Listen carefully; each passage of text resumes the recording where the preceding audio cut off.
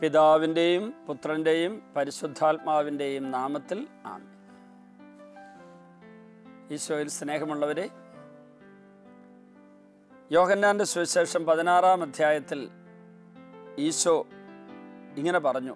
23-24 വചനങ്ങൾ അത് രേഖപ്പെടുത്തിയിട്ടുണ്ട്.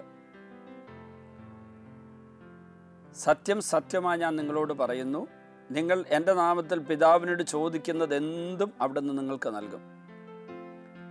ഈശോയുടെ നാമത്തിലാണ് നമ്മൾ ചോദിക്കേണ്ടതെന്നാണ് ഈശോ പറഞ്ഞത്. അപ്പോൾ അതിൻ്റെ അർത്ഥം എന്താണ്?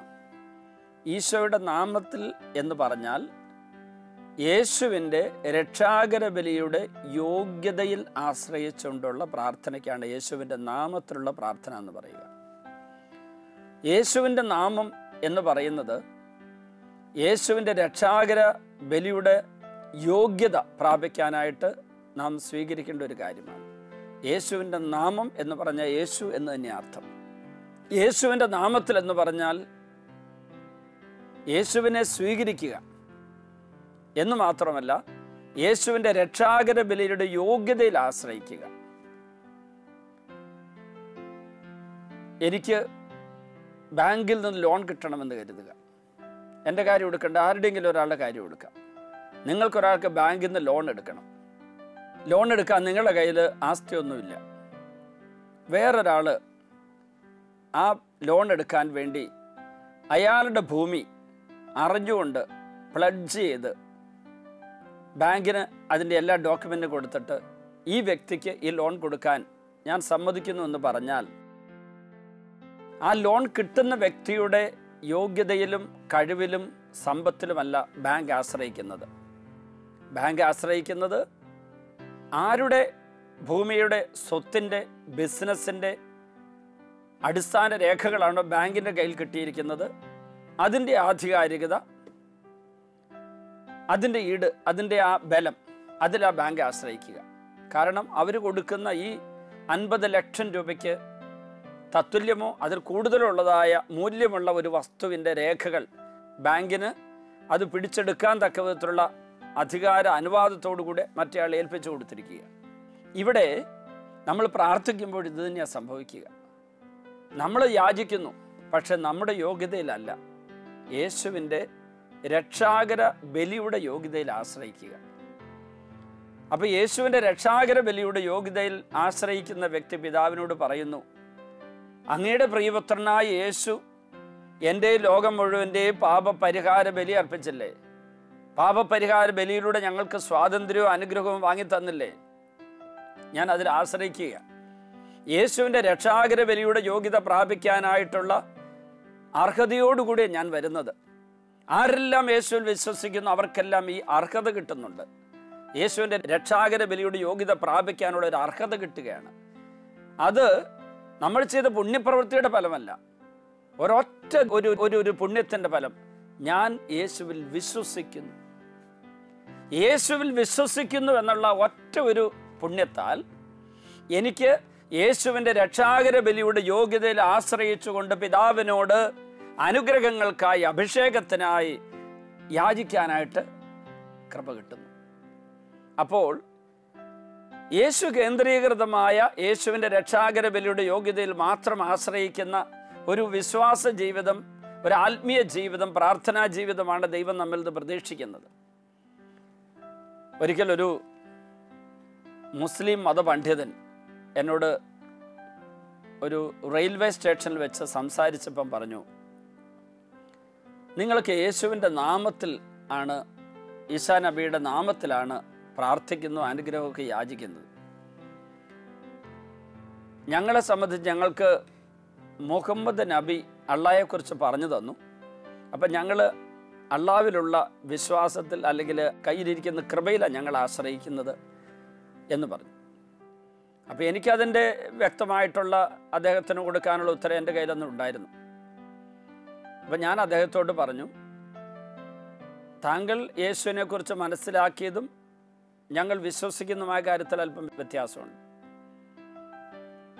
യേശു ദൈവപുത്രനാണെന്നും യേശു ദൈവം തന്നെയാണെന്നും ദൈവികത യേശുവിൽ നിറഞ്ഞു നിൽക്കുന്നുവെന്നും അത് നിറഞ്ഞു നിൽക്കുമ്പോൾ തന്നെയാണ് മാനുഷികത പൂർണ്ണമായി സ്വീകരിച്ചതെന്നുള്ള വിശ്വാസം എനിക്കുണ്ട്. പക്ഷെ അത് നിങ്ങൾക്കില്ല. അതുകൊണ്ട് തന്നെ യേശുവിൻ്റെ രക്ഷാകര ബലി, പാപവിമോചന ബലി, പാപപരിഹാരാർത്ഥമുള്ള ബലി എന്ന് പറയുന്നതിൻ്റെ അർത്ഥം താങ്കൾക്ക് മനസ്സിലാകുമോ? അദ്ദേഹം പറഞ്ഞു, വിശദീകരിക്കുകയാണെങ്കിൽ ഞാൻ മനസ്സിലാക്കാൻ ശ്രമിക്കാം.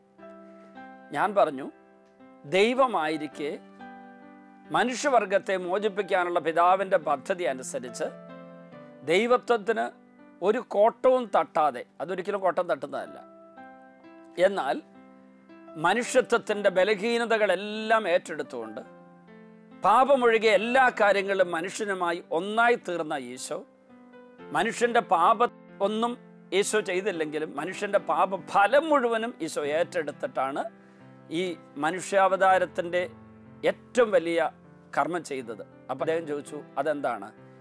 മനുഷ്യൻ്റെ പാപങ്ങൾ ഏറ്റെടുത്തിട്ട് പാപപരിഹാര ബലി അർപ്പിച്ച് അവനെ വീണ്ടെടുത്തു, അവനെ രക്ഷിച്ചു. അപ്പോൾ അദ്ദേഹം എന്നോട് പറഞ്ഞു, നിങ്ങളുടെ ഈ വിശ്വാസം അതിന് ഞാൻ അംഗീകരിക്കുന്നു. കാരണം എന്താ ചോദിച്ചാൽ, ഒരു മനുഷ്യൻ ദൈവമാണെന്ന് ചിന്തിക്കാൻ മാത്രം നിങ്ങൾ ഏതോ ഒരു പ്രത്യേകമായിട്ടുള്ള ഒരു ഒരു ഒരു ആത്മീയ വളർച്ചയിലെത്തിയിട്ടുണ്ട്. ഞങ്ങളെപ്പോലുള്ളവർക്ക് അത് ഉൾക്കൊള്ളാൻ പറ്റില്ല. ഞങ്ങൾക്ക് പ്രവാചകനുണ്ട്, പക്ഷെ പ്രവാചകൻ ദൈവമല്ല. ഞാൻ പറഞ്ഞു, അതെനിക്കറിയാം, ഞാനത് പഠിച്ചിട്ടുണ്ട്. അങ്ങനെയാണ് നിങ്ങൾ വിശ്വസിക്കുന്നത് എനിക്കറിയാം. എന്നിട്ട് ഞാൻ പറഞ്ഞു, അദ്ദേഹം വളരെ വലിയ ഒരു നല്ലൊരു ഒരു ഒരു സത്യസന്ധനായ, മാന്യനായ, സത്യം അന്വേഷിക്കുന്ന ഒരാളായതുകൊണ്ട് 1 മണിക്കൂറോളം ഞങ്ങൾ സംസാരിച്ചു. വളരെ വളരെ നല്ലൊരു മനുഷ്യൻ അദ്ദേഹം. സത്യമായിട്ടുള്ള ഒരു സത്യം അറിയാൻ വേണ്ടിയുള്ള ദാഹം, ആരെയെങ്കിലും മോശമായി ചിത്രീകരിക്കാനും ഇൻസൾട്ട് ചെയ്യാനൊന്നും അല്ല അദ്ദേഹം തയ്യാറായത്. ഒരു സത്യാന്വേഷിയായിരുന്നു അദ്ദേഹം, ഒരു മുസ്ലിം മത പണ്ഡിതൻ. അദ്ദേഹത്തോട് ഒത്തിരി ബഹുമാനവും സ്നേഹമൊക്കെ എനിക്ക് തോന്നി. കാരണം അദ്ദേഹം സത്യത്തെക്കുറിച്ചുള്ള അറിവിന് വേണ്ടി ദാഹിക്കുന്ന ആളായിരുന്നു. എപ്പോഴും അങ്ങനെ ഒരു സ്വഭാവം ഉണ്ടെങ്കിൽ നമ്മൾ ഈ തിന്മയിലേക്ക് പോവില്ല. സത്യം അറിയാൻ വേണ്ടി മറ്റുള്ളവരോട് സംസാരിക്കുമ്പോൾ പെട്ടെന്ന് വികാരം കൊണ്ട് പൊട്ടിത്തെറിക്കുകയും തീവ്രവാദപരമായ ചിന്തകൾ വെച്ച് പുലർത്തില്ല. നമുക്ക് കുറച്ചും കൂടി അവരെ കേൾക്കാനും മനസ്സിലാക്കാനും ഉൾക്കൊള്ളാനും നന്മയായിട്ട് കാണുന്നതിനെ അംഗീകരിച്ചുകൊണ്ട് എന്നാൽ നമ്മുടെ വിശ്വാസത്തെ മുറുകെ പിടിച്ചുകൊണ്ട് കഴിയാൻ പറ്റും. അദ്ദേഹം എന്നോട് പറഞ്ഞു, ഇതുപോലുള്ള സത്യത്തിൻ്റെ വെളിപ്പെടുത്തൽ കിട്ടാൻ നമുക്ക് ഇനിയും കണ്ടുമുട്ടണം. പിന്നെ ഞാൻ കണ്ടുമുട്ടിയിട്ടില്ലെങ്കിലും അദ്ദേഹം എൻ്റെ നമ്പറൊക്കെ മേടിച്ച് പോയി 1-2 തവണ ഞങ്ങൾ ഫോണിലൂടെ സംസാരിച്ചെങ്കിലും ഒരിക്കലും എനിക്ക് അതിൻ്റെ ഒരു വീണ്ടും ഒന്ന് സംസാരിക്കാൻ ഞങ്ങൾക്ക് ഒരു അവസരം കിട്ടിയില്ല. അദ്ദേഹം എന്നോട് പറഞ്ഞു, ഫോണിൽ വിളിച്ചപ്പം പറഞ്ഞു, യേശുവിനെക്കുറിച്ച് ഞാൻ കൂടുതൽ പഠിക്കാനിടവന്നു. അതിനെക്കുറിച്ച് ആ അന്നത്തെ സംഭവത്തിന് ശേഷം യേശു പൂർണ്ണമായി ദൈവമായിരിക്കെ മനുഷ്യനായി മാറി. പക്ഷേ അവിടുത്തെ ദൈവത്തൊട്ടും മങ്ങിപ്പോയില്ല. അതിൽ മറഞ്ഞിരിക്കുക, മനുഷ്യത്വത്തിൻ്റെ അകത്ത് മറഞ്ഞിരിക്കുക. യേശുവിൻ്റെ ശരീരം മനുഷ്യ ശരീരമാണ്, പക്ഷേ അവിടുന്ന് ആ ദൈവത്വം മുഴുവനുണ്ട്. ആ ദൈവത്വം ഉള്ളിലുള്ളപ്പോൾ തന്നെ മനുഷ്യൻ്റെ പാപങ്ങൾ മുഴുവനും ഈശോ ഏറ്റെടുക്കുമ്പോൾ മാനുഷിക രീതിയിലുള്ള എല്ലാ നൊമ്പരങ്ങളും വേദനകളും പ്രയാസങ്ങളും ഈശോ ഏറ്റെടുക്കേണ്ടി വന്നു. പക്ഷെ ഒരിക്കലും യേശുവിൽ പിശാചിന് വിജയിക്കാൻ പറ്റാതെ പോയ മേഖല, യേശുവിനെ പാപത്തിൽ യേശുവിൻ്റെ മനുഷ്യത്വം കുറയ്ക്കാനോ പാപത്തിൽ പരാജയപ്പെടുത്താനോ പിശാചിന് പറ്റൂല. കാരണം യേശു ദൈവമായിരുന്നു. അങ്ങനെ പാപത്തെയും പിശാചിനെയും പരാജയപ്പെടുത്താൻ വന്ന ഈശോ തൻ്റെ ദൈവികതയുടെ നിറവുള്ള ആ അവസ്ഥയിൽ മാനുഷികതയുടെ നിറവോടുകൂടി ഇവിടെ ജീവിച്ചപ്പോൾ മനുഷ്യകുലത്തിൻ്റെ മുഴുവനും പാപങ്ങൾ ഏറ്റെടുത്ത് അതിന് പരിഹാര ബലിയായി തീർന്ന മരണത്താൽ പിശാചിനെ പരാജയപ്പെടുത്തിയ യേശുവിൻ്റെ രക്ഷാകര ബലി, അതിൻ്റെ യോഗ്യത എന്ന് പറയുന്നത് അത് നമുക്ക് മനുഷ്യബുദ്ധിയിൽ മുഴുവൻ ഉൾക്കൊള്ളാൻ പറ്റില്ല. അത്രമാത്രം വലുതാണത്. മാനവകുലത്തിന് വേറെ ഒരു രക്ഷാമാർഗം വേറെ ആരും തുറന്നു കൊടുത്തിട്ടില്ല എന്ന് പറയാനുള്ള കാരണം അത് തന്നെയാണ്. അതുകൊണ്ട് തന്നെയാണ് തിമോത്തിക്ക് എഴുതിയ ലേഖനത്തിൽ പൗലോസ് ശ്ലീഹ വളരെ വ്യക്തമായിട്ട് ഇങ്ങനെ പറഞ്ഞത്. അതായത് യേശുക്രിസ്തു എങ്ങനെയാണ് ഏകരക്ഷകനായി തീർന്നത് എന്നുള്ളതിനെക്കുറിച്ച് പറയുകയാണ്. 1 തിമോത്തി 2-ാം അധ്യായം 5-ാം വചനം. ഒരു ദൈവമേയുള്ളൂ, ദൈവത്തിന് മനുഷ്യർക്ക് മധ്യസ്ഥനായി ഒരുവനേയുള്ളൂ, മനുഷ്യനായ യേശുക്രിസ്തു. എന്നിട്ട് പറഞ്ഞു, അവൻ എല്ലാവർക്കും വേണ്ടി തന്നെ തന്നെ മോചനമൂല്യമായി നൽകി. ഹല്ലേലൂയ. അപ്പൊ ഇവിടെ യേശു ക്രിസ്തു തന്നെ തന്നെ ഒരു മോചനമൂല്യമായി നൽകി അങ്ങനെ ഏക മധ്യസ്ഥനായി തീർന്നു. അതുകൊണ്ടാണ് പത്രോസ്ലീഹ ആദ്യത്തെ മാർപ്പാപ്പ പറഞ്ഞത്, ആകാശത്തിന് കീഴിൽ മനുഷ്യരുടെ ഇടയിൽ നമ്മുടെ രക്ഷയ്ക്ക് വേണ്ടി യേശുവിൻ്റെ നാമമല്ലാതെ വേറെ ഒരു നാമവും നൽകപ്പെട്ടിട്ടില്ല. ഈ ഒരു മഹാസത്യത്തിൻ്റെ വലിയ ബോധ്യത്തോടു കൂടി നിൽക്കുന്ന ഒരു വ്യക്തിക്ക് പ്രാർത്ഥിക്കുമ്പോൾ ആ യോഗ്യതയിൽ ആശ്രയിക്കാൻ പറ്റണം. വേറെ ആർക്കും കൊടുക്കാൻ പറ്റാത്ത തരാൻ പറ്റുന്നവനാണ് ഈശോ. വേറെ ആർക്കും തരാൻ പറ്റില്ല. വേറെ ആർക്കും അങ്ങനെ ഒരു സ്വത്തില്ല, സമ്പത്തില്ല. മാനവകുലത്തിൻ്റെ രക്ഷ തൻ്റെ ബലിയിലൂടെ പൂർത്തിയാക്കി യേശുവിൻ്റെ കയ്യിലിരിക്കുന്ന വലിയ സമ്പത്ത്, അതിലാശ്രയിക്കുന്നത്. അതാണ് ഈശോ പറഞ്ഞത്, നിങ്ങൾ എൻ്റെ നാമത്തിൽ എന്ത് ചോദിച്ചാലും പിതാവ് തരും. അപ്പം ഇവിടെ നമുക്ക് പാപമുണ്ട്, ബലഹീനതകളുണ്ട്, നമുക്ക് യോഗ്യതയുടെ കുറവുണ്ട്, നമുക്ക് വേണ്ടതെല്ലാം അറിയാനും വേണ്ടതുപോലെ ചെയ്യാനും പറ്റുന്നുമില്ല, ഒത്തിരി കുറവുകളുണ്ട്. എന്നിട്ടും നമ്മൾ തമ്പുരാൻ്റെ മുമ്പിൽ യോഗ്യത പ്രാപിക്കാൻ വേണ്ടി നിൽക്കുന്നത് നമ്മുടെ ആരുടെയെങ്കിലും പാപപരിഹാര പ്രവൃത്തിയുടെ ഫലമോ നമ്മുടെ പുണ്യയോഗ്യതയുടെ ഫലമോ നമ്മൾ അതുവരെ പ്രാർത്ഥിച്ചതിൻ്റെ ഫലമായിട്ടല്ല. ഇപ്പോൾ പ്രാർത്ഥിക്കാനുള്ള യോഗ്യത കിട്ടിയത് ഇതിനു മുമ്പ് പ്രാർത്ഥിച്ചതിൻ്റെ ഫലമായിട്ടല്ല. യേശു ക്രിസ്തുവിൻ്റെ രക്ഷ, യേശു നമുക്ക് വേണ്ടി നേടിയെടുത്ത രക്ഷ, അത് നമുക്ക് ഈശോ തരുന്നത് സൗജന്യദാനമായിട്ടാണ്. ആ സൗജന്യദാനമായിട്ട് തരുന്ന ഈ രക്ഷ, അതിലൂടെ കിട്ടുന്ന അനുഗ്രഹങ്ങൾ സ്വന്തമാക്കണമെങ്കിൽ ഞാൻ യേശുവിൽ വിശ്വസിക്കണം. ഞാൻ യേശുവിന് എന്നെ തന്നെ സമർപ്പിക്കണം. ഞാൻ യേശുവിൽ വിശ്വസിക്കാതെ സംശയിച്ചും കലർപ്പോഴുള്ള വിശ്വാസം, അഡൾട്രേറ്റഡ് ഫെയ്ത്ത്, അതുപോലെ ചഞ്ചലിക്കുന്ന വിശ്വാസം, അതുപോലെ തന്നെ ഉറച്ചതല്ലാത്ത വിശ്വാസം, അങ്ങനെയൊക്കെയുള്ള വിശ്വാസത്തോടെ പ്രാർത്ഥിക്കുന്നതെങ്കിൽ എനിക്ക് യേശുവിൻ്റെ ആ വലിയ സമ്പത്തിൽ പങ്കാളിത്തം കിട്ടില്ല. എൻ്റെ വശത്തു നിന്നുള്ള സഹകരണം ഇതിൽ വേണം. ഇപ്പോൾ യേശുവിൻ്റെ യോഗ്യതയിൽ ആശ്രയിച്ച് ഞാൻ അനുഗ്രഹം പ്രാപിക്കുന്നതിനെക്കുറിച്ച് ആദ്യം പറഞ്ഞ ഉദാഹരണത്തിലേക്ക് വരട്ടെ. ബാങ്കിൽ എൻ്റെ ഒരു സുഹൃത്ത് അദ്ദേഹത്തിൻ്റെ സമ്പത്തിൻ്റെ സ്വത്തിൻ്റെ രേഖകൾ മുഴുവൻ ബാങ്കിന് കൊടുത്തിട്ട് ഇത്രയും ലോൺ ഇയാൾക്ക് കൊടുത്തേക്കാൻ പറഞ്ഞാൽ ബാങ്ക് കൊടുക്കും. അത് റീഫണ്ട് ചെയ്യാനായിട്ടുള്ള ഉത്തരവാദിത്തം എല്ലാം ഈ രേഖ സമർപ്പിച്ചവൻ ഏറ്റെടുക്കുന്നു. പക്ഷേ ഈ പണം കിട്ടുന്ന ആള് ഇതിനിടയ്ക്ക് ഈ മധ്യസ്ഥനായി നിന്ന് എന്നെ സഹായിക്കുന്ന വ്യക്തിയുടെ നിർദ്ദേശം അനുസരിക്കണം. ഞാൻ നിനക്ക് തരുന്ന പണം നിനക്കൊരു വീട് കിട്ടാൻ, ആ വീട് പണിയാനുള്ള ഭൂമി വാങ്ങാൻ തരുന്നു. അത് ദുർവ്യയം ചെയ്യരുത്. മദ്യപിച്ചും പുകവലിച്ചും മയക്കുമരുന്ന് ഉപയോഗിച്ചും മോശമായി ജീവിച്ചു പോയാൽ നിനക്ക് ഈ പണം കിട്ടില്ല. അത് നിനക്ക് തരുന്നതിന് കണ്ടീഷൻസ് ഇതൊക്കെയാണ്. നീ നിൻ്റെ ഭാര്യയും മക്കളെയും സ്നേഹിക്കണം, നീ കഠിനാധ്വാനം ചെയ്യണം. അലസനായി ഞാൻ തരുന്ന സമ്പത്ത് ദുരുപയോഗിച്ച് കഴിയാൻ പറ്റില്ല. അത്രയും പറയാനുള്ള അവകാശം അദ്ദേഹത്തിനില്ലേ? അതുപോലെ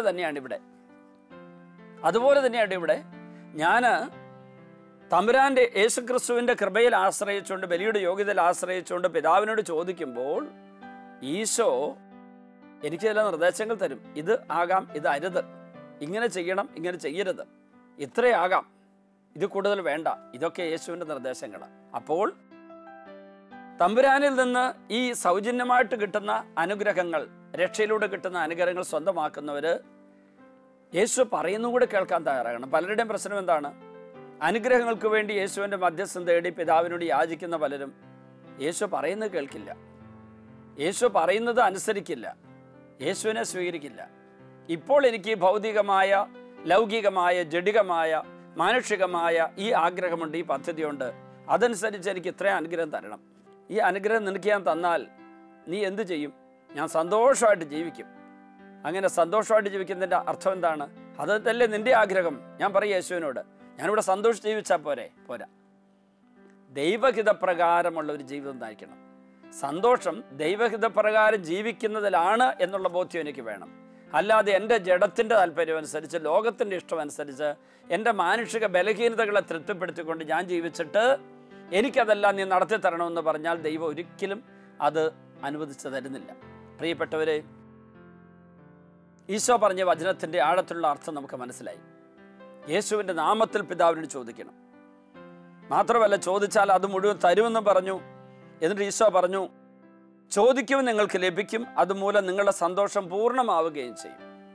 സാധാരണ താൽക്കാലികമായ, ഭൗതികമായ, അല്ലെങ്കിൽ ശാരീരികമായ, ജഡികമായ അല്ലെങ്കിൽ മാനുഷികമായ ചില സന്തോഷങ്ങൾ കിട്ടും.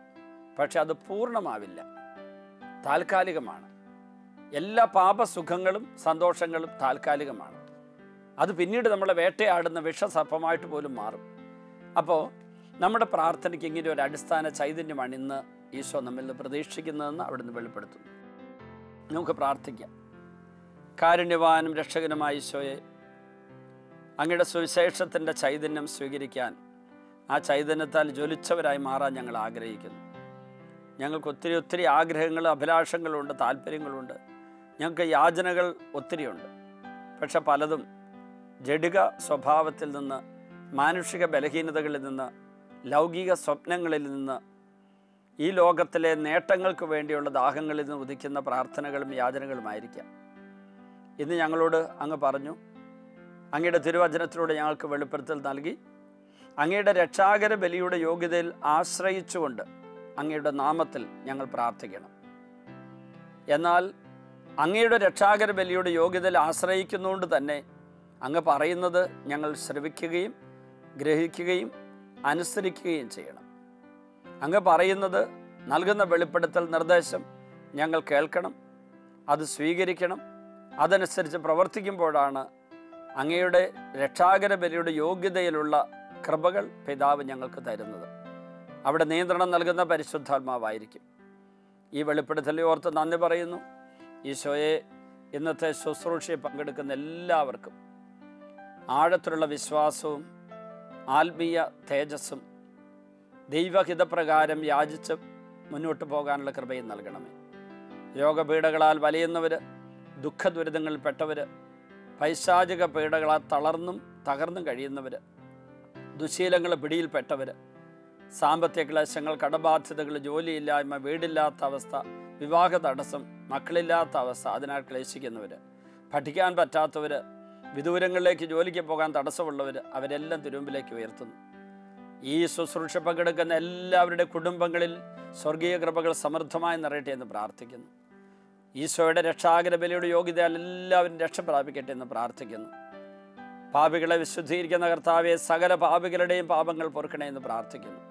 ഈ നിമിഷം വിദൂരങ്ങളിലും ആശുപത്രികളിലും ആയിരിക്കുന്ന രോഗികൾ, കിടപ്പ് രോഗികളായിരിക്കുന്നവർ, അപകടത്തിൽപ്പെട്ടവർ, മരണാസന്നർ, നൊമ്പരമുള്ളവർ, കഠിന വേദനയുള്ളവർ, പ്രാർത്ഥിക്കാൻ അറിഞ്ഞുകൂടാത്തവർ, അവർക്ക് വേണ്ടി ഞങ്ങൾ യാചിക്കുന്നു. അവരെ അനുഗ്രഹിക്കണേ ഈശോയെ. രോഗപീഠകളെല്ലാം മാറ്റണമേ. പരിശുദ്ധ അമ്മയുടെ വിമല ഹൃദയത്തിന് എല്ലാവരെയും പ്രതിഷ്ഠിക്കുന്നു. നമ്മുടെ കർത്താവ് ഈശോമിശിഹായുടെ കൃപയും പിതാവായ ദൈവത്തിൻ്റെ സ്നേഹവും പരിശുദ്ധാത്മാവിൻ്റെ സഹവാസവും നിങ്ങളോടുകൂടി ഉണ്ടായിരിക്കട്ടെ, ഇപ്പോഴും എപ്പോഴും എന്നേക്കും. ആമേൻ.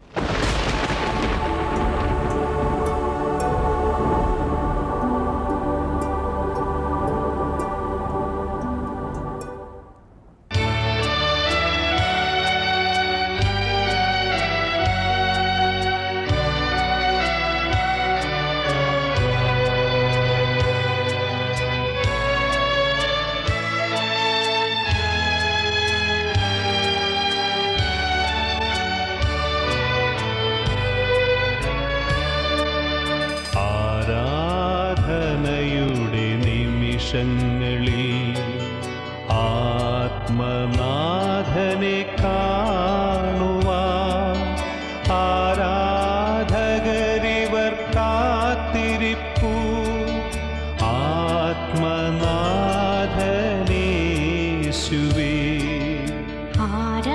ആരാധനയുടെ നിമിഷങ്ങളിൽ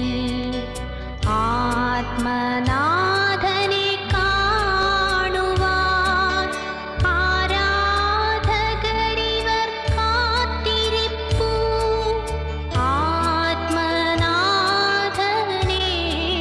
ആത്മനാഥനേശുവേ, ആരാധന ആരാധന ആയിരം ആരാധന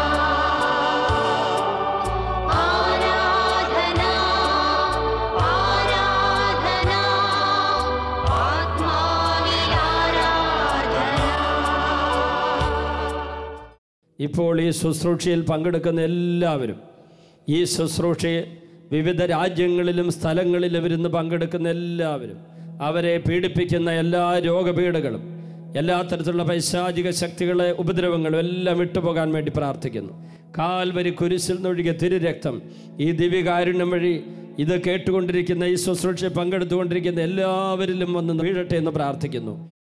ഇപ്പോൾ യേശുവിൻ്റെ രക്തത്തിൽ എല്ലാ പാപക്കറകളും നീങ്ങിപ്പോകട്ടെ എന്ന് പ്രാർത്ഥിക്കുന്നു. കാൽവരി കുരിശിൽ നിന്നൊഴുകിയ ചുടുചോര ഓരോ വ്യക്തിയെ ഇപ്പോൾ വിശുദ്ധീകരിക്കട്ടെ എന്ന് പ്രാർത്ഥിക്കുന്നു.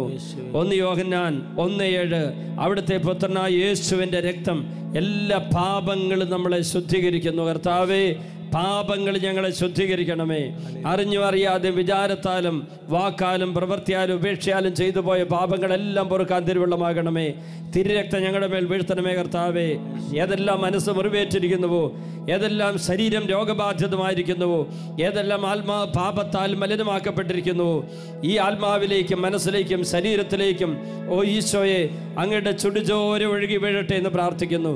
അങ്ങ് കഴുകുന്നില്ലെങ്കിൽ ഞങ്ങൾക്ക് അങ്ങയോട് പങ്കില്ലല്ലോ കർത്താവേ. അങ്ങ് ഞങ്ങളെ കഴുകണമേ കർത്താവേ. എല്ലാവരും ഇപ്പോൾ കഴുകണമേ കർത്താവേ. ഞങ്ങളെ ശുദ്ധീകരിക്കണമേ കർത്താവേ. പാപമോചനം നൽകണമേ കർത്താവേ. എല്ലാ മക്കളും അനുഗ്രഹിക്കപ്പെടട്ടെ. കോടിക്കണക്കിന് ജനങ്ങളിലേക്ക് ഈ വലിയ ശുശ്രൂഷയുടെ ശക്തി ഒഴുകട്ടെ എന്ന് പ്രാർത്ഥിക്കുന്നു. എല്ലാവരിലേക്കും ഒഴുകട്ടെ എന്ന് പ്രാർത്ഥിക്കുന്നു. കുടുംബങ്ങളിലേക്ക് ഒഴുകട്ടെ എന്ന് പ്രാർത്ഥിക്കുന്നു. പാപികൾ മാനസാന്തരപ്പെടട്ടെ. ബന്ധനം മോചിക്കപ്പെടട്ടെ. രോഗികൾ സൗഖ്യം പ്രാപിക്കട്ടെ. അന്ധകാര ബന്ധനം അഴിയട്ടെ എന്ന് പ്രാർത്ഥിക്കുന്നു. ബന്ധനങ്ങൾ അഴിഞ്ഞു പോകട്ടെ എന്ന് പ്രാർത്ഥിക്കുന്നു. കുടുംബത്തിലെ രോഗങ്ങൾ വിട്ടുപോകട്ടെ. ഊമർ സംസാരിക്കട്ടെ. കെട്ടഴിയട്ടെ. ശ്വാസകോശ രോഗങ്ങൾ മാറട്ടെ.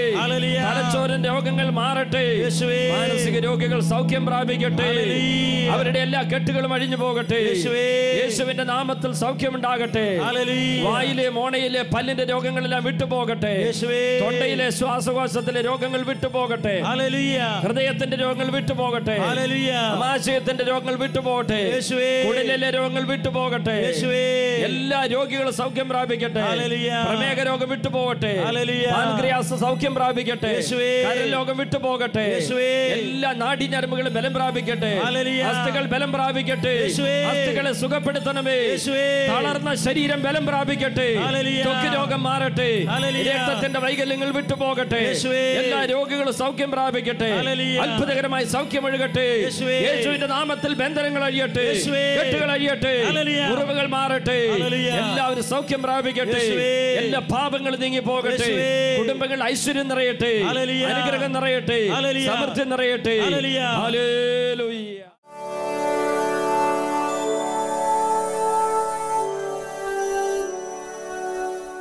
ഈ നിൽക്കുന്ന അന്നമ്മ പുളുങ്കുന്നിൽ നിന്ന് വരുന്നു. കഴിഞ്ഞ ജൂലൈ മാസത്തിൽ 1 വർഷം മുമ്പ് ടെറസിൽ കയറി അടിച്ചു തൂത്തി വരുന്ന വഴിക്ക് കാല് സ്ലിപ്പ് ചെയ്ത് സ്റ്റെയർ കേസിലൂടെ താഴേക്ക് വീണു. ഈ കഴുത്തിൻ്റെ ഭാഗം ഇടിച്ച് വീണു. അതിൻ്റെ ഫലമായി അതികഠിനമായ വേദനയുമായിട്ടാണ് ഇതുവരെ 1 വർഷമായിട്ട് ഈ സഹോദരി കഴിഞ്ഞിരുന്നത്. ഇപ്പോൾ ഈ വിളിച്ച് പറയുന്നത് വരെ വേദന ഉണ്ടായിരുന്നു. ഇപ്പോൾ വേദന പൂർണ്ണമായിട്ട് മാറിയോ? പരിപൂർണമായിട്ടും മാറി. അതുകൂടാതെ മറ്റൊരു രോഗശാന്തിയും കൂടെ ഉണ്ട്.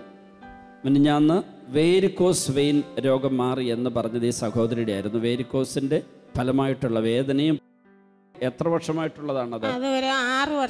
6 വർഷമായിട്ടുള്ള വേരിക്കോസ് വെയിൻ്റെ ഫലമായ വേദനയും മാറി. കൈയടിച്ച് ഈശോയ്ക്ക് നന്ദി പറയാം. ഹല്ലേലൂയ. ഈ നിൽക്കുന്ന ത്രേസ്യാമ്മ കടുത്തുരുത്തിയിൽ നിന്ന് വരുന്നു. 27 വയസ്സുള്ളപ്പോൾ 39 വർഷങ്ങൾക്ക് മുമ്പ് ഒരു ചാക്ക് സിമൻറ്റുമായി നീങ്ങുന്ന വഴിക്ക് വീണ് തല പോയി കല്ലിനിടിച്ചു. 39 വർഷങ്ങൾക്ക് മുമ്പ്. അന്ന് 27 വയസ്സുണ്ടായിരുന്നു. അതിൻ്റെ ഫലമായി ഈ 39 വർഷങ്ങളും കഠിനമായ തലവേദനയുമായിട്ടാണ് ഈ സഹോദരി നടന്നത്. ഇപ്പോൾ മൈക്ക് കൊടുത്തേ. ഈ ആരാധനയുടെ സമയം വരവേദനയായിരുന്നു. തലയ്ക്കകത്ത് വിങ്ങുന്ന വേദനയായിരുന്നു. വേദന പൂർണ്ണമായിട്ട് മാറിയോ? പൂർണ്ണമായിട്ടും വേദന മാറി. ഒട്ടുമില്ല. 39 വർഷം മുമ്പുണ്ടായ അപകടമാണ്. അതെ, 39 വർഷം. അന്ന് എത്ര വയസ്സുണ്ട്? അന്ന് എനിക്ക് 23 വയസ്സ് പ്രായമുണ്ട്. 23 വയസ്സുള്ളപ്പോഴാണ്. 23 വയസ്സുള്ളപ്പോഴാണ്. അപ്പം അല്ല, നല്ല കാലത്താണ് സംഭവിച്ചത്. ഇപ്പം നല്ല കാലത്താണ് സൗഖ്യം കിട്ടിയത്. ഇപ്പം പൂർണ്ണമായിട്ട് വേദന മാറി. പൂർണ്ണമായിട്ടും വേദന മാറി. കൈയടിച്ച് ഈശോയ്ക്ക് നന്ദി പറയാം. ഹല്ലേലൂയ. ഒരു വലിയ രോഗശാന്തി കർത്താവ് ആമ്പല്ലൂർ സ്വദേശിയായ ബാബുവിന് നൽകിയിരിക്കുന്നു. ഇപ്പോൾ 50 വയസ്സായി. 15 വയസ്സുള്ളപ്പോൾ 35 വർഷങ്ങൾക്ക് മുമ്പ് വെള്ളത്തിൽ കുളിച്ചുകൊണ്ടിരുന്നപ്പോൾ വെള്ളം ചെവിക്കകത്ത് കയറി. അവിടെ എന്തെങ്കിലും ഇടികൊണ്ടതാണോ അതെയോ വെള്ളം അടിച്ചു. കൂട്ടുകാരൻ ഈ ചെവിയുടെ അവിടെ അടിച്ചു. ആ അടിയോടുകൂടി ഇയർ ഡ്രം പൊട്ടി. കേൾവി നഷ്ടപ്പെട്ടു എന്ന് മാത്രമല്ല, ചെവിയിൽ നിന്ന് വെള്ളവും പഴുപ്പും മാറി മാറി ഇങ്ങനെ വന്നുകൊണ്ടിരിക്കും. അത് കഴിഞ്ഞ് ഒരു 20 വർഷങ്ങൾക്ക് മുമ്പ് ഒരു കുട്ടി, സ്വന്തം കൊച്ചാണോ അല്ല, വേറൊരു കുട്ടി, മടിയിലിരിക്കുന്നൊരു കുട്ടി, കയ്യിലിരുന്ന കുട്ടി മറ്റേ കവിളത്ത് അടിച്ചു, ഈ ചെവിയുടെ അവിടെ അടിച്ചു. അതിൻ്റെ ഫലമായി ആ ചെവിക്കും പരിക്ക് പറ്റി. ആ ചെവിയിൽ നിന്ന് പഴുപ്പ് വരുന്നു. അതിന് കേൾവിക്കുറവുണ്ടായിരുന്നോ?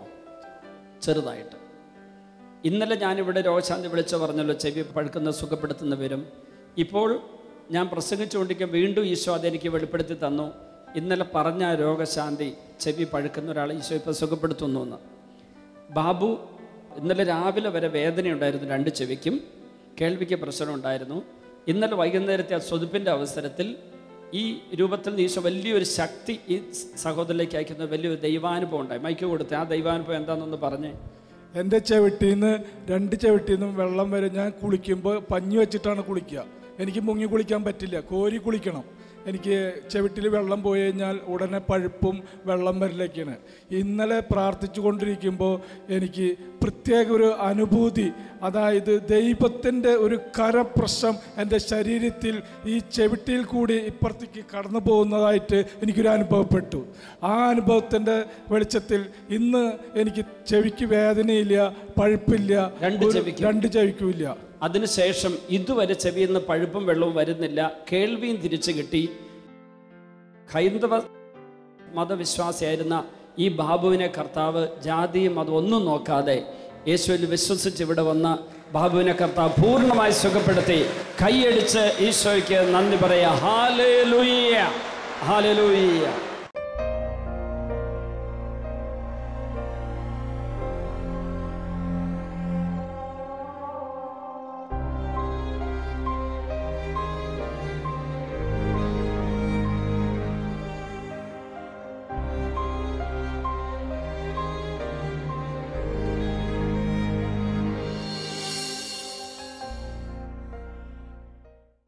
വിശദ വിവരങ്ങൾക്ക് director, Divine Vision, Divine Retreat Centre, Muringoor, Chalakudy 680316, Kerala, South India. Telephone 0091 480 270 8098, 0091 480 270 2613. Fax 0091 480 270 8097. Email mail.divintv@gmail.com. Website www.drcm.org.